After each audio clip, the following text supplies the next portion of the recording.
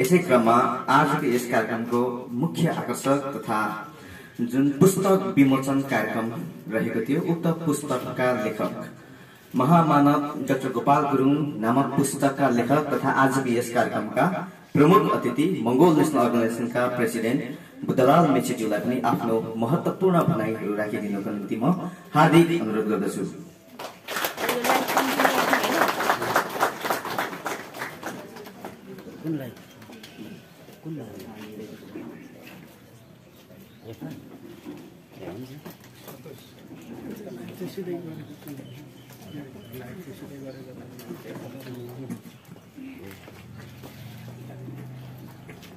धन्यवाद छ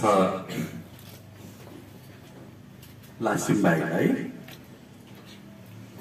यस पुस्तक विमोचन समारोहका सभाध्यक्ष महोदय, मञ्चमा आसीन अतिथि साथीहरू र यस पुस्तक विमोचन समारोहलाई सभ्य र भव्य रूपले सम्पन्न गर्नको निमित्त उपस्थित भइदिनु हुने मंगोल नेशनल अर्गनाइजेसनका प्रदेश सभाका साथीहरू, जिल्ला सभाका साथीहरू र मंगोल नेशनल अर्गनाइजेसनलाई अगाडि बढाउनको निमित्त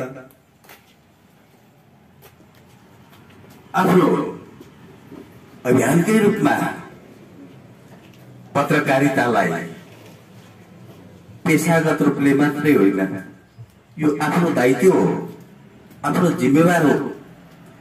यो जिम्मेवारीलाई वहन गर्नुपर्छ भनेर महान उद्देश्य लिएर, महान लक्ष्य लिएर अगाडि बढ्नुहुने मंगोल पत्रकार साथीहरूलाई सर्वप्रथम म जय मंगोलको न्यानो अभिवादन, मंगोल स्यालुटमा टक्राउन चाहन्छु। स्वीकार्नुहोस् जय मंगोल। नेपालमा जुन राजनीतिक परिवर्तन भयो, लोकतन्त्र आयो, धर्मनिरपेक्ष आयो, प्रान्तीयता आयो, हामीले बोल्न सक्ने भयौं, लेख्न सक्ने भयौं, खोज्न सक्ने भयौं, अस्तित्वको कुरा गर्न सक्ने भयौं, अधिकार माग्न सक्ने भयौं। यो कसरी सम्भव भयो? यो किन भयो? यो हुनको कारण चाहिँ सबैभन्दा अगाडि विगतका दिनहरूमा कसैले ठूलो त्याग गरेको हुनुपर्छ, कसैले ठूलो समर्पण गरेको हुनुपर्छ, कसैले ठूलो संघर्ष गरेको हुनुपर्दछ, अथवा कसैले दर्शन र सिद्धान्त जन्माएर समाजको लागि, देशको लागि नै त्याग गरेर, त्यागी भएर चाहिँ आएको हुनुपर्दछ। त्याग गर्ने को हो त? संघर्ष गर्ने को हो त? को हुन् त? हामीले बुझ्न सक्नु पर्दछ, चिन्नु सक्नु पर्दछ। यही चिनाउने क्रममा चाहिँ मैले जस्तै विगतमा भएका ठूला ठूला घटनाहरूको रिफ्लेक्सन नै हो अहिलेको वर्तमानमा हामीले बोल्न पाइरहेका छौँ, लेख्न पाइरहेका छौँ, अगाडि बढ्न पाइरहेका छौँ, संगठित हुन पाइरहेका छौँ। र त्यो विगतमा ठूला ठूला घटना घटेको कारणले नै वर्तमानमा त्यसको परिणामहरू देखा पर्न थाल्दछ।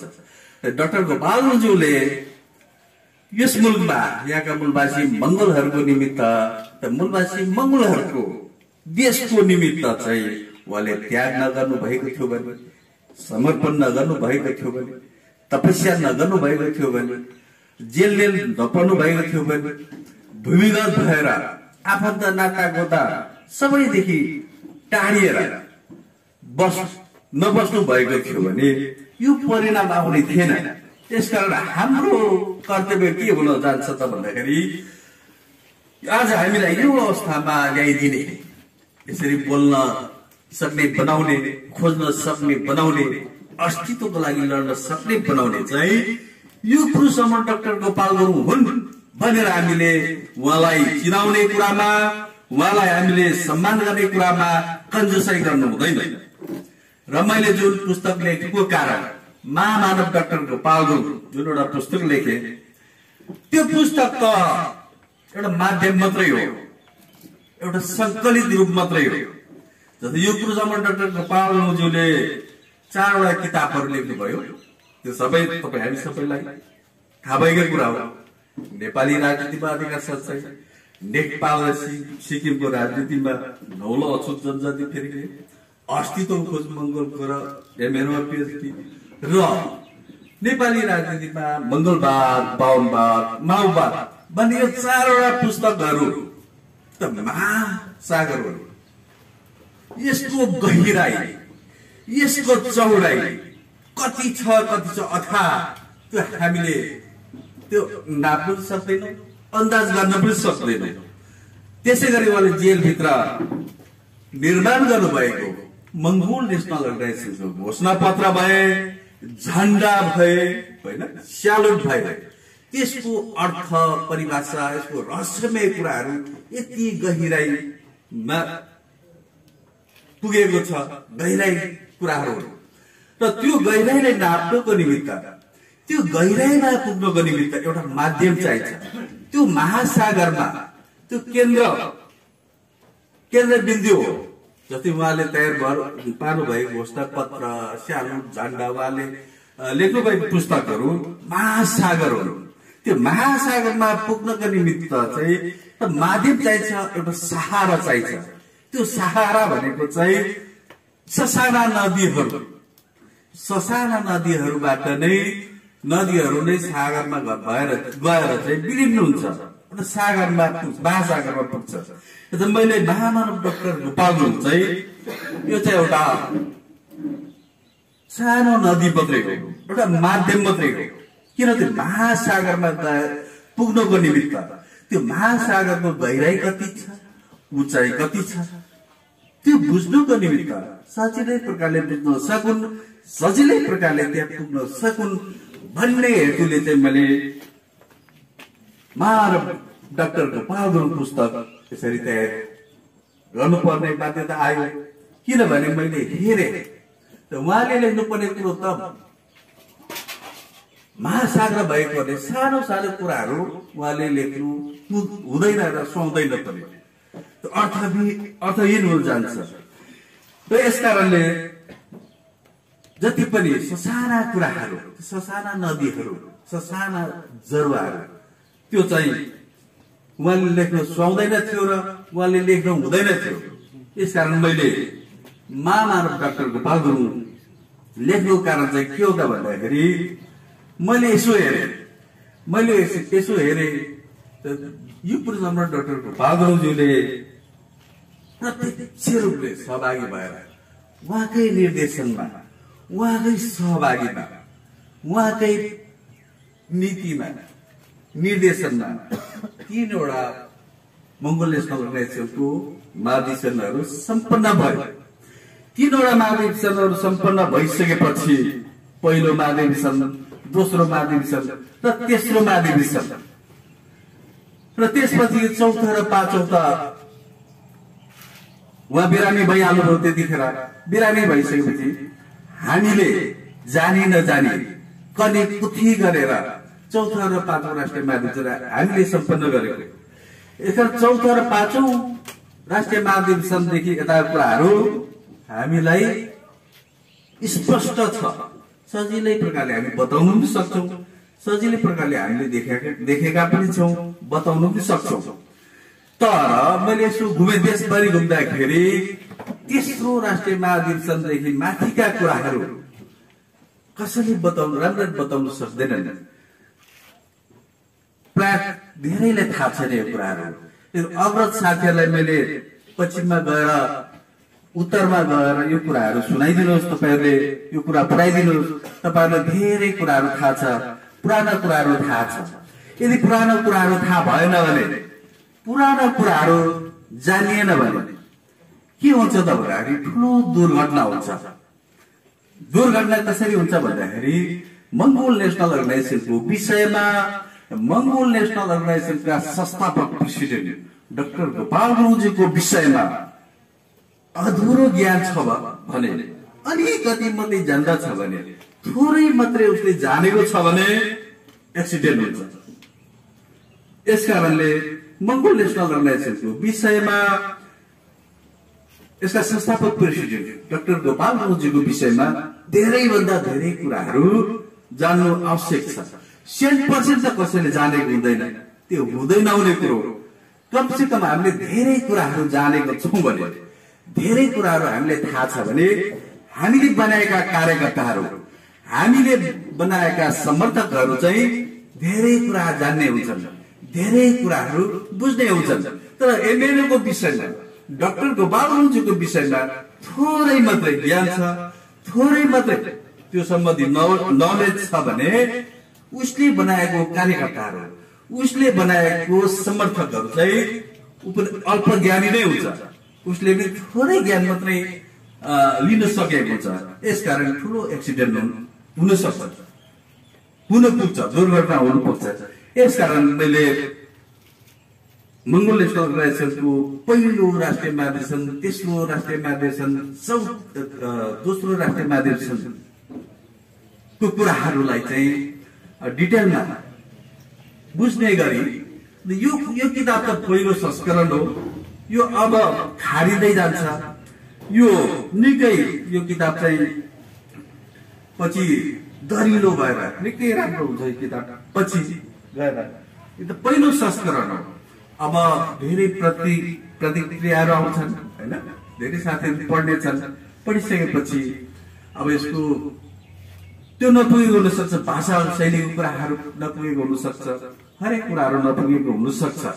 तर पनि समष्टिगत रूपमा चाहिँ यो किताबले दिनु खोजेको र धेरै कुराहरू यो किताबमा लेखिएको छ, दिन खोजेको छु मैले।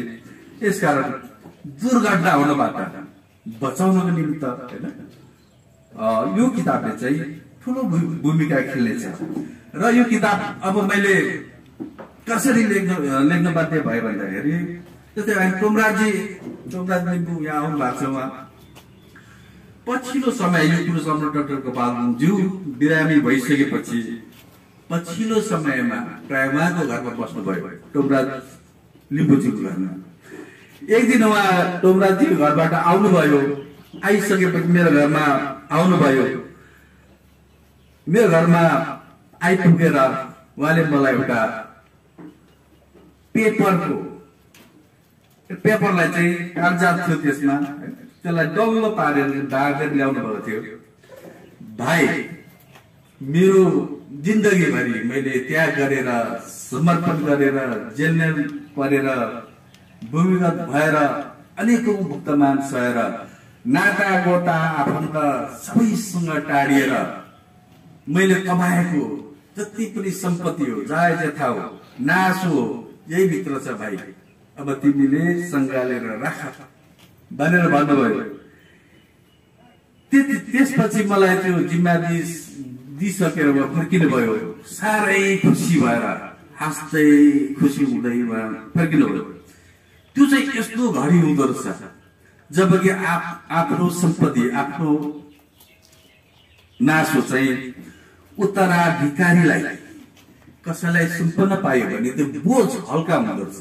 मैले जिन्दगीमा ठुलो काम गर्न सफल भए। मैले राम्रो मान्छेलाई, राम्रो छोराछोरीलाई, राम्रो आफन्तलाई चाहिँ मैले, जसले सम्पत्ति नाश गर्दैनन्, जसले यो सम्पत्तिलाई चाहिँ जोगाएर लैजान्छन्, उसलाई मैले भोलि प्रेस्टिजको कुरा आयो, आफन्त नाता गोता कुरा आयो, त्यो परिवारको कुरा आयो, त्यो परिवारकै इज्जत धान्ने छ यसले भनेर जसलाई हामीले हस्तान्तरण गर्न सक्छौँ आफ्नो सम्पत्ति, आफ्नो नासो, त्यो दिन जति खुसी कहिले हुँदैन। मान्छेलाई त्यो दिनको जति खुसी चाहिँ कहिले हुँदैन। यसरी नै मैले पनि जिन्दगीभरि होइन, आधा उमेर बितिसक्यो मेरो। आधा उमेर बितिसकेपछि मैले आधा उमेर भरिमा गुमाए, खालि गुमाए मात्रै। मैले गुमाएर पनि कमाएको कुरो चाहिँ यही किताब हो मेरो। यो चाहिँ आधा सम्पत्ति हो मेरो। यो आधा सम्पत्ति चाहिँ अब आउने भावी पिढीहरूलाई, आउने भाइ बहिनीहरूलाई, साथीभाइहरूलाई, मंगोल समाजलाई, मंगोल नेशनल अर्गनाइजेसनलाई र यो देशलाई मेरो तर्फबाट उपहार हो। अब यो चाहिँ आधा सम्पत्ति मात्रै हो मेरो आधा सम्पत्ति अझै छ। त्यो आधा सम्पत्ति म दिएर जानेछु। त्यो आधा सम्पत्ति के हो त भन्दाखेरि अब मलाई जिम्मेवारी आएको कुरो अब आइपरेपछि चाहिँ भाग्ने कुरो पनि भएन। र डाक्टर गोपाल गुरुङज्यूको आत्मकथा त्यो पनि चाँडै नै म अब हस्तान्तरण गर्न चाहन्छु समाजलाई, मंगोल नेशनल अर्गनाइजेसनलाई। यसकारण त्यसपछि मात्रै त्यो दिन जस्तो खुसी मेरो लागि कहिले हुँदैन। आज म अत्यन्त किन खुसी भयो भन्दाखेरि मैले कमसे कम गुमाएर आधा उमेरसम्म गुमाएर कमाएको सम्पत्ति सही ठाउँमा सही आउँदो भावी पिँढीहरूलाई मंगोल समाजलाई हस्तान्तरण गर्न पाए। त्यो भन्दा खुसी कुरो अरू हुन सक्दैन। र यसको लागि म साँच्चै बिरामी भए अस्ति। बिरामी हुँदा इन्तु न चिन्तु पनि भए। आधा उमेर बितिसक्यो, मैले केही गर्न सकिनँ, केही दिएर जान सकिनँ भनेर अब मरिन्छ कि भनेर एक दिन त मलाई एकदम साह्रो पार्यो ज्वरोले। अनि त्यतिखेर ला बर्बाद भयो, मैले केही दिन नसक्ने रहेछु, केही दिएर गरेर जान नसक्ने भए भनेर म धेरै पश्चाताप गरिरहेको थिएँ रातभरि होइन। टाउको ज्वरो आएर सम्हाल्नु नसक्ने भएको थिएँ। र त्यसपछि ज्वरो पनि निको हुँदै हुँदै गयो। यसरी नै साथीहरूले सहयोग गर्नुभयो। विकास गुरुङजीले दाइ तपाईँको किताब प्रकाशन अब हामी यो महिना दिनभित्रमा बाहिर ल्याउँछौँ भन्नुभयो। रिन्सेन भाइले पनि दाइ म सम्पादन गर्छु, सम्पादन गरिदिन्छु भनेर भन्नुभयो। र किताब पनि निस्क्यो, ज्वरो पनि जाती भयो। र यता मंगोल विजनका साथीहरूले दाइ तपाईँको किताब प्रकाशन भएछ, अब यसलाई कहिले विमोचन गर्नुहुन्छ भनेर उहाँहरूले भन्नुभयो, चासो राख्नुभयो। र त्यसपछि लोक गरौँ न त, त्यो त एकदम मेरो लागि खुसीको कुरो, धेरै राम्रो कुरो हो भनेपछि सरसल्लाह गरेर हामीले विमोचन कार्यक्रम, पुस्तक विमोचन कार्यक्रम आज उहाँले राख्नुभयो, राखिदिनु भयो। एउटा मेरो खुसीको क्षणमा उहाँहरूले मलाई अझ थप खुसियालीको अवसर थपिदिनु भयो। यसकारण यो महासागरमा, यो महासागर डाक्टर गोपाल गुरुङजीको महासागरमा जाने पुस्तक मात्रै हो, यो माध्यम मात्रै हो, नदी मात्रै हो। यसकारण डाक्टर गोपाल गुरुङजीको पुस्तकहरू चाहिँ लेखिएको कुराहरू छन् नि, त्यहाँ लेखेका पात्रहरू छन्, त्यहाँ लेखिएका घटनाक्रमहरू छन्, त्यो सजिलै प्रकारले बुझ्न सक्दैन कसैले। त्यहाँ त्यो बुझ्नको लागि चाहिँ मसिनो कुराहरू भनेको विगतमा भएको घटनाक्रमहरूलाई हामीले केलाउन सक्नु पर्दछ, केलाएर बाहिर ल्याउन सक्नु पर्दछ। तब मात्रै त्यो कुरा सजिलै बुझ्न सकिन्छ। त्यो सजिलै प्रकारले हामी बुझ्न पनि सक्छौँ, बुझाउन पनि सक्छौँ। नत्र भए मैले अब अग्रजहरूलाई, जस्तै अग्रजहरू हाम्रो साथीलाल नेपालजी, दिलीप दाई, गणेशजीहरूलाई पश्चिमतिर पनि पठाए होइन। पठाएर मात्रै हुँदैन, पुग्न पनि साह्रो होइन, भेटघाट गर्न पनि साह्रो होइन, कुरा गर्न पनि गाह्रो होइन। यसकारण मैले धेरै साथीहरूलाई, परिस्थिति नै त्यस्तो छ, मैले सबै साथीहरूलाई यो पुस्तक लेखिराख्न आवश्यक छैन, पुगेर नै सबै कुराहरू बताउँछु, पुगेर नै सबै कुराहरू चाहिँ सुनाउँछु साथीहरूलाई भनेर त्यो अभियानमा धेरै पटक हिँडे। त्यो हिँड्ने कति ठाउँमा चाहिँ अप्ठ्यारो थियो, अप्ठ्यारो ठाउँमा पनि पुग्ने कोसिस गरे, तर पुग्नु पनि गाह्रो, भेटघाट हुनु पनि गाह्रो, त्यो कुराकानी गर्न पनि एकदमै गाह्रो। यसकारणले त्यो गाह्रो भएको कारणले यसलाई चाहिँ यो पुरुषमा डाक्टर गोपाल गुरुङज्यूले, यसकारण उहाँले चाहिँ मैले अब मेरो हात राम्रो भयो त म लेख्थेँ होइन। मेरो हात जाति भयो भने म लेख्छु आफै भाइ, मेरो हात चाहिँ जाति भएन भने, निको भएन भने, लेख्न सकिन भने भाइहरूले लेख्नुपर्छ है। मेरो जीवनी, मेरो आत्मकथा भनेर उहाँले भनेर जानुभएको कारणले त्यो हाम्रो जिम्मेवारीको कुरो भयो, त्यो हाम्रो दायित्व पनि भयो, हामीले त्यो पुरा गर्नै पर्छ भन्ने कुराहरू भयो। यस कारणले तपाईहरू आजको यो महामानव डाक्टर गोपाल गुरुङ पुस्तक विमोचनमा मंगल भिजन पत्रिकाले आयोजना गरेको कार्यक्रममा उहाँहरूले निमन्त्रणा गरेको कार्यक्रममा आइदिनु भएर, सहभागी भइदिनु भएर ठुलो योगदान पुर्याउनु भएको छ। यो त ऐतिहासिक हुन्छ, यो चालचल्ने कुरो होइन, यो त ठुलो ऐतिहासिक कुरो हो। यो ऐतिहासिक कार्यक्रममा तपाईहरूले सहभागी भएर आफूले आफूलाई ऐतिहासिक हुनुभएको छ, ऐतिहासिक बन्नु भएको छ।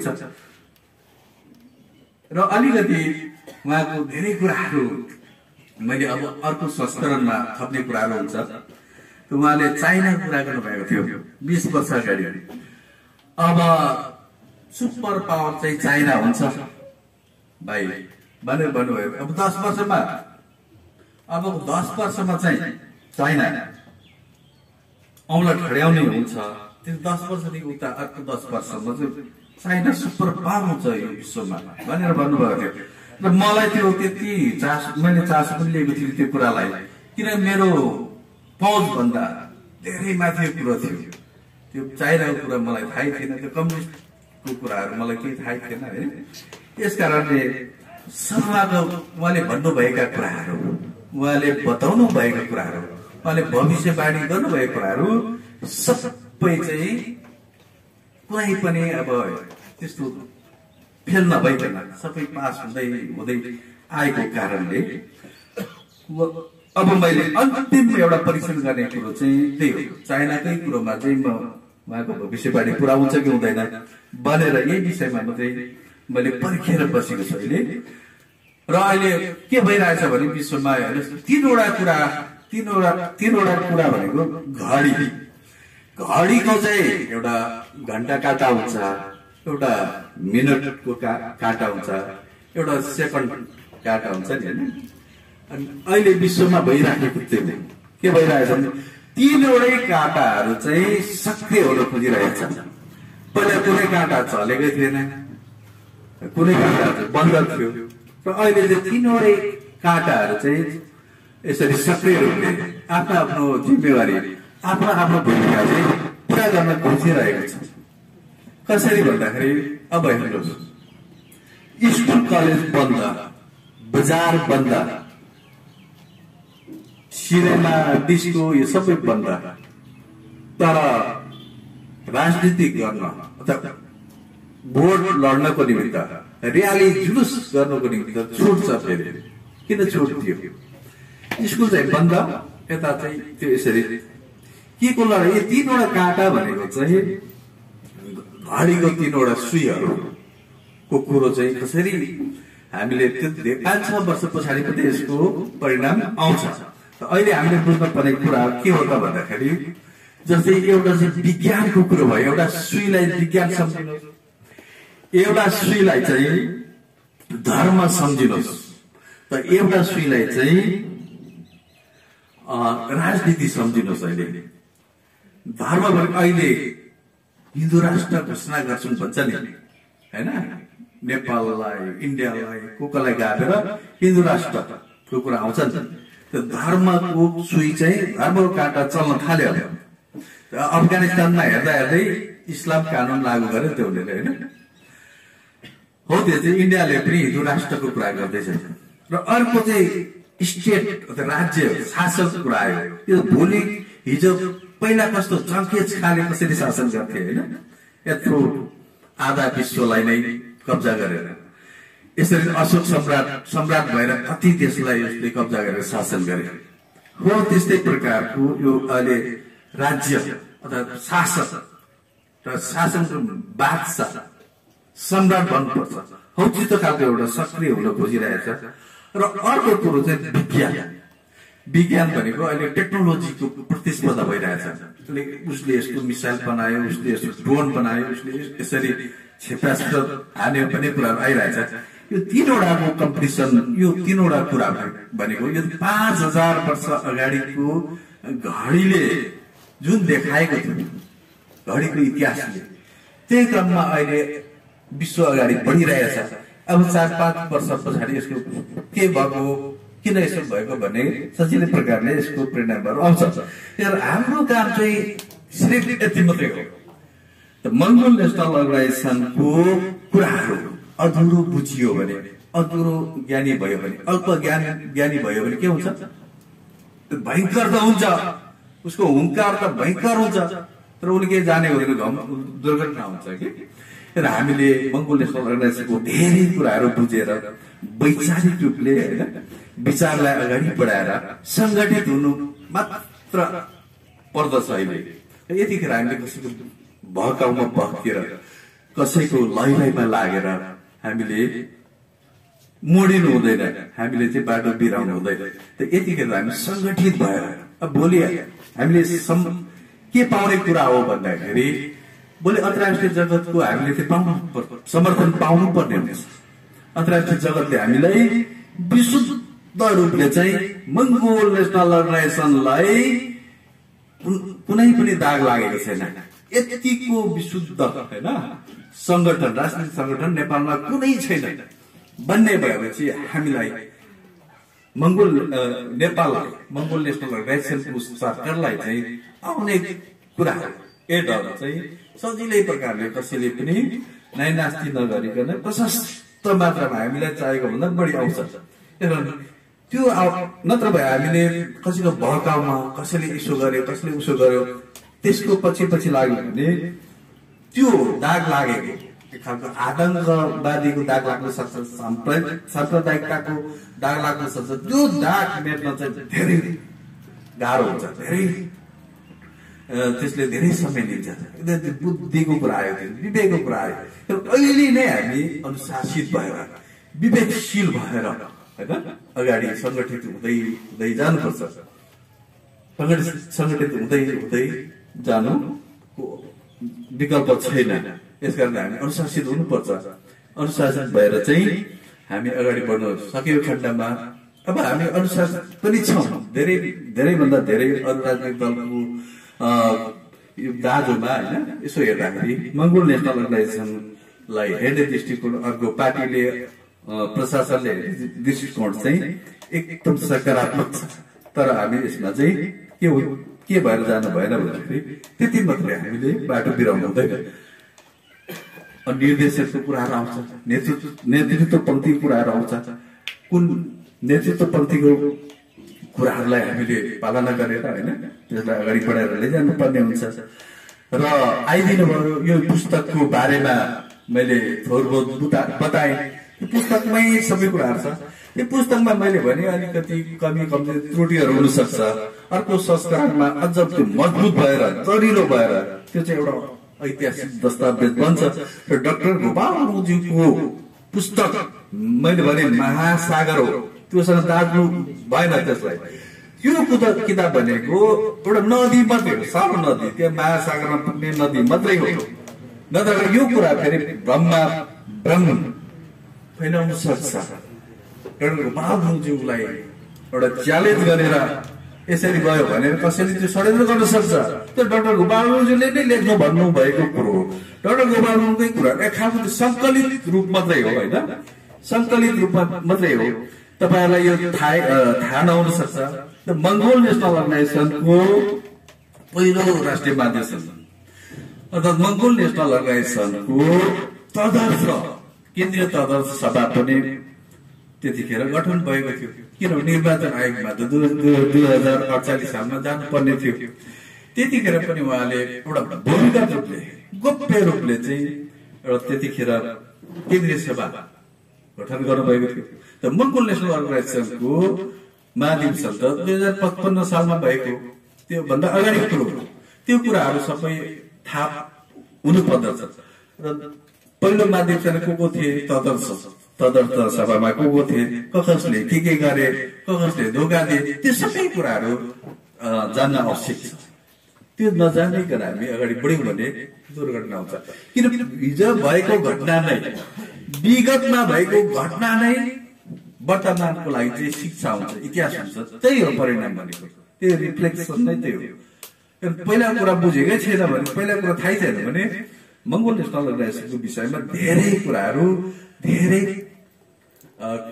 जानकारी चाहिँ छैन भन्ने कुराहरू हुन जान्छ।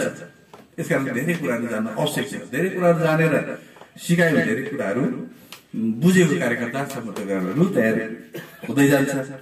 र तपाईहरू आइदिनु भयो, सहभागी भइदिनु भयो, तपाईहरूलाई धेरै धेरै धन्यवाद दिन चाहन्छु। र विशेष गरेर मङ्गोल भिजन परिवारलाई अझ विशेष धन्यवाद दिँदै म बिदा लिन चाहन्छु। हस्त जय मङ्गोल।